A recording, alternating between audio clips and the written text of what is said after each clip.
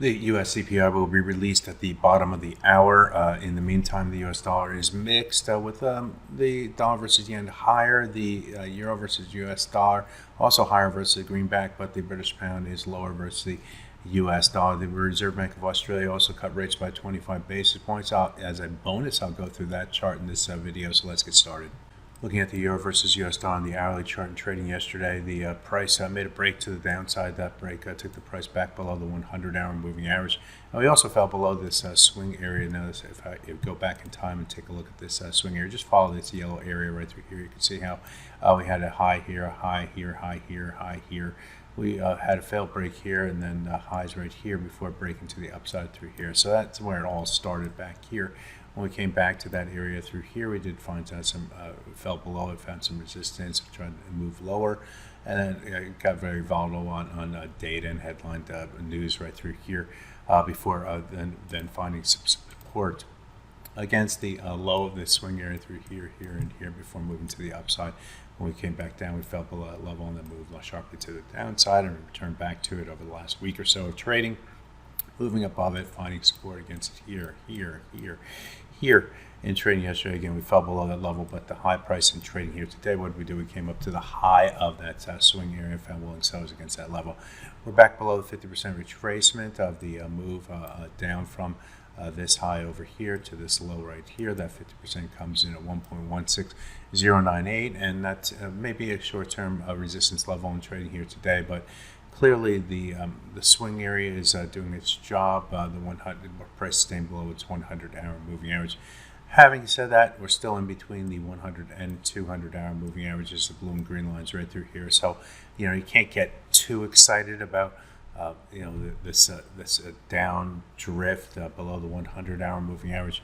But if the price can stay below 50% retracement, the odds on favor that we go down at least test the 200-hour moving average, see what happens there before if it breaks below that level, it opens the door for further downside. If it stays above that level, then the battle remains between the 100 and 200-hour moving averages. Let's take a look at the dollar versus yen next, and we'll focus on the 4-hour chart for this currency pair. Last week, recall the price has stayed in between the 100-bar moving average on the top side and the 200-bar moving average on the 4-hour chart on the downside. The whole week was traded between those bookends.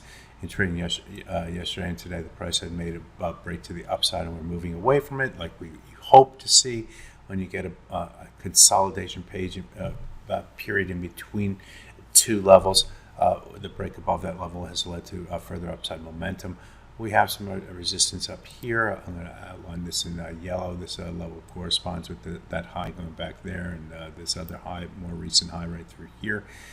We traded above and below it, and I don't know why I chose this as, well, this level is also a level, but getting above that area between 148.64 and 148.77 would open the door for a run toward the 200-day moving average and 50% retracement of the move down from the January high to the April low.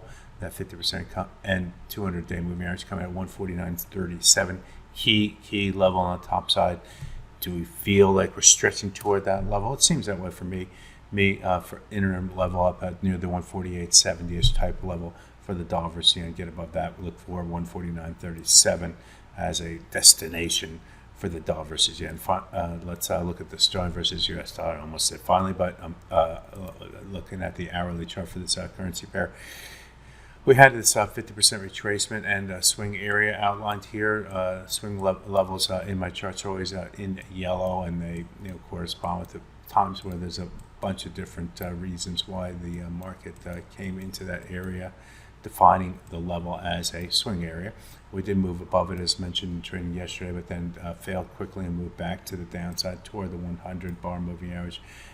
Kind of sniffed the 100-bar moving average again at the lows here before moving to the upside. And once again, we moved above the 50% and above the top high of that swing area just by a little. Maybe it was testing this high right here, and rotated a little bit more to the downside. We're currently trading at 134.49, which is just below the low of the swing area right through here. So the sellers are still trying to make a play against 50% retracement. We'll see if they can keep that going.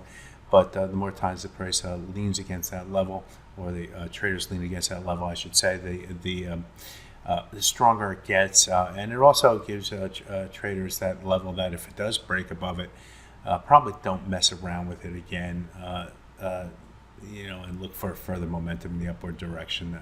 So be aware of that.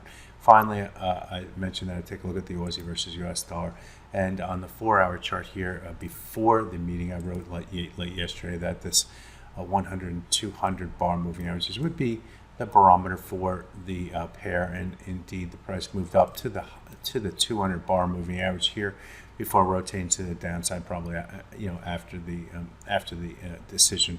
The move back below the 100 bar moving average at 0.65126 gave the sellers the go ahead to push to the downside. Indeed, they have. The next key target, in my eyes, come right here against the 0.6452 level.